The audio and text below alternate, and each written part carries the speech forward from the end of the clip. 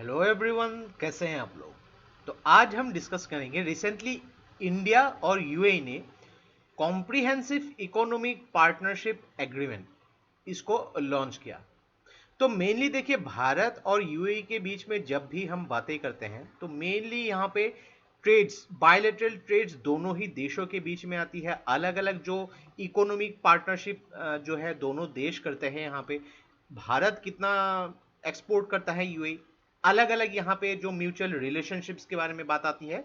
तो सब कुछ यहाँ पे हम लोग डिटेल में डिस्कस करेंगे। तो देखिए, फ्रॉम इंडियाज पर्सपेक्टिव के हिसाब से, इंटरनेशनल पॉइंट ऑफ व्यू, ये बहुत ही इंपॉर्टेंट वीडियो होने वाली है। तो ये वीडियो एंड तक बिल्कुल देखते रहिएगा। और इससे पहले अगर आप लोगों ने हमारे चैनल को अब तक सब्सक्राइब नहीं किया है तो इसको प्लीज सब्सक्राइब कर लीजिए, ताकि आने वाले ऐसे ही वीडियोस के नोटिफिकेशन आपको मिलते रहे। और इस वीडियो का जो नोट है आपको हमारे वेबसाइट में मिल जाएगी। नीचे डिस्क्रिप्शन में मैंने वेबसाइट का लिंक दे दिया है, वहां से आप उसको फॉलो कर सकते हैं। तो चलिए आज का वीडियो शुरू करते हैं। तो रिसेंटली इंडिया और यूएई ने दोनों ने ही यहाँ पे formally India UAE comprehensive economic partnership agreement sign किया। तो आप थोड़ा सा यहाँ पे नाम जो है, ये नाम को ध्यान से समझने की कोशिश कीजिए कि कॉम्प्रिहेंसिव, पूरी तरीके से यहाँ पे इकोनॉमिक पार्टनरशिप एग्रीमेंट।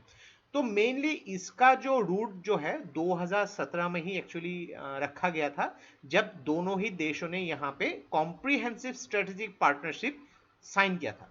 तो जो भी इमेज एक्चुअली आपने थंबनेल पे देखा, ये 2017 की इमेज है। बिकॉज मोदी जी जो अभी फिलहाल यूएसए में है, तो मैंने एक जो इम्पोर्टेंस देने के लिए ही दोनों ही देशों के जो लीडर्स को यहाँ पे थंबनेल पे मेंशन किया है। तो ये देखें कि दोनों ही देश जो है आपस में अपनी इकोनॉमिक पार्टनरशिप, अपने गोल्स को आगे रख के आगे बढ़नी चाहती है, ताकि दोनों ही देशों की इकोनॉमिक जो डील्स है ये पूरी तरीके से कंप्लीट हो सके।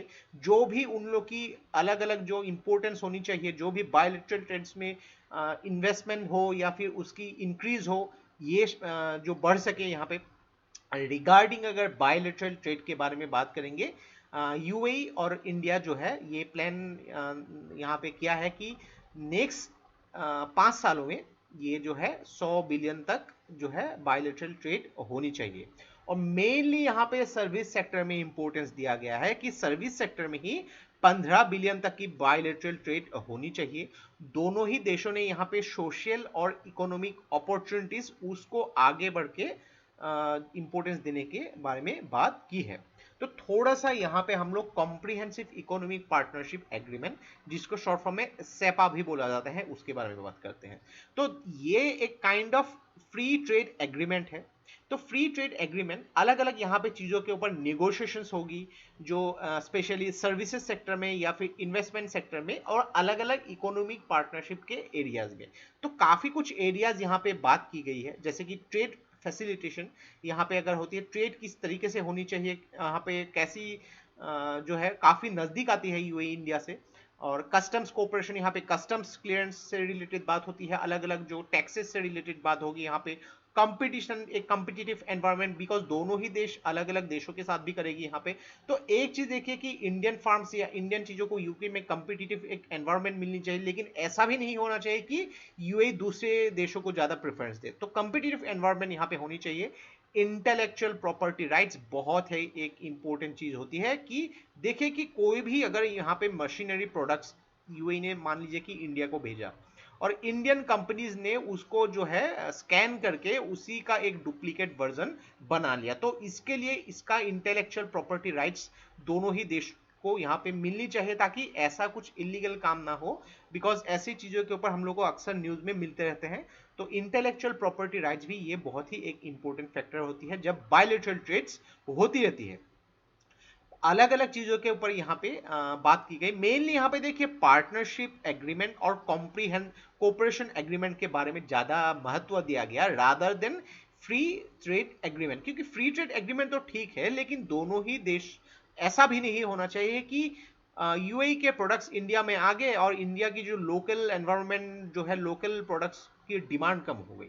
ऐसा भी नहीं होना चाहिए, एक कॉम्पिटिटिव एनवायरनमेंट मिलनी चाहिए।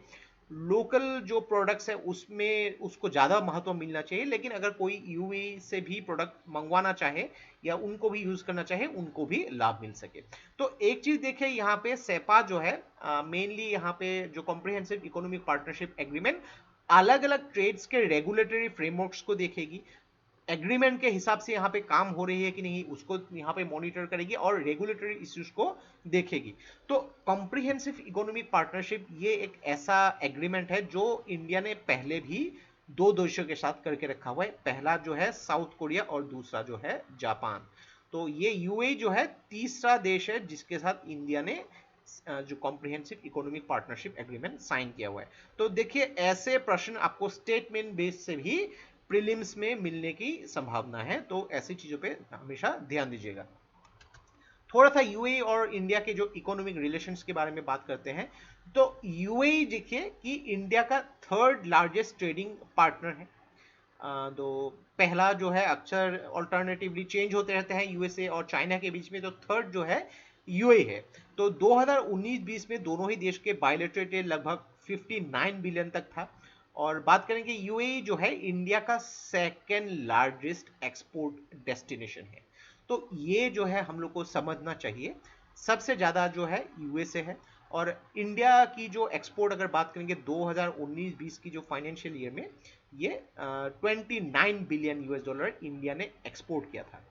रिगार्डिंग अगर इन्वेस्टमेंट के बारे में बात करेंगे तो यूएई जो है 8वां सबसे लार्जेस्ट इन्वेस्टर है भारत में। 2000 अप्रैल से लेके 2021 मार्च तक यूएई ने लगभग 11 बिलियन यूएस डॉलर तक इंडिया में इन्वेस्ट किया था। और इंडियन जो कंपनीज है काफी ज्यादा इन्वेस्टमेंट यूएई में कर चुकी है, लगभग 85 बिलियन तक की इन्वेस्टमेंट भारतीय कंपनी कर चुकी है यूएई में। अगर बात करेंगे मेजर एक्सपोर्ट जो भारत करती है, पेट्रोलियम प्रोडक्ट्स हो गई, अलग अलग प्रेशियस मेटल्स हो गए, stones, gems, jewelleries, minerals. Then अगर इंपोर्ट जो भारत करती है तो पहला नाम हम लोग के सामने जो आती है petroleum, crude oil, petroleum products हो गई, प्रेशियस मेटल्स हो गई, यहाँ पे स्टोन्स, जेम्स। आप जानते हैं कि middle eastern countries specially Iran या फिर जो गल्फ कंट्रीज कितनी डिमांड है वहाँ पे, ज्वेलरीज हो गई, यहाँ पे जेम्स, तो ज़्यादातर भारत भी वहाँ से उसको इंपोर्ट भी करवाती है। तो एक चीज देखिए कि थोड़ा सा अगर इंडिया के एक्सपोर्ट के हिसाब से देखा जाए तो एक्सपोर्ट के मुकाबले भारत जितना एक्सपोर्ट करता है उनमें से लगभग नियरली 17% भारत जो है यूएसए को एक्सपोर्ट करता है। यूएई को अगर देखा जाए तो आप यहां से अंदाजा लगा सकते हैं कि लगभग 9%, यानी कि जितना भी भारत एक्सपोर्ट करता है 9% यूएई को करता है। चाइना को लगभग 5 से थोड़ा ज्यादा चाइना को करता है। देन काफी कम जो Hong Kong, Singapore, UK, Netherlands, Germany, Bangladesh, Nepal. और एशियन कंट्रीज में आप देख सकते हैं जो एकदम लगी हुई है इंडिया के साथ, बॉर्डर शेयर करती है, दो ही देश है, लेकिन सभी जो है बड़े बड़े देशों को इंडिया काफी एक्सपोर्ट करती है। तो ये था हम लोग का कंप्लीट एनालिसिस रिगार्डिंग भारत और यूएई ने रिसेंटली जो लॉन्च किया है कॉम्प्रिहेंसिव इकोनॉमिक पार्टनरशिप एग्रीमेंट। देखिए ऐसे छोटे छोटे पॉइंट आपको कभी कभी प्रीलिम्स में सीधे पूछे जा सकते हैं, या फिर जब भी आप मेंस में आंसर लिख सकते हैं तो ऐसे पॉइंट्स आप मेंशन कर सकते हैं। जब भी कुछ ऐसे टॉपिक्स निकलेंगे तो डेफिनेटली आपको अच्छे मार्क्स मिलने की संभावना है। तो ये था हम लोग का कंप्लीट एनालिसिस। तो ये वीडियो अगर आप लोग को अच्छा लगा इसको प्लीज लाइक कीजिए, इसको सब्सक्राइब कीजिए, इसको शेयर कर दीजिए, क्योंकि ऐसे वीडियो बनाने के लिए हम लोग को बहुत ज्यादा मेहनत और रिसर्च की जरूरत होती है और आप लोग का सपोर्ट हम लोग को बहुत ज्यादा इंस्पायर करता है और भी हार्ड वर्क करने के लिए। तो आज के लिए बस इतना ही। देखते रहिए study rise, take care, thank you and जय हिंद।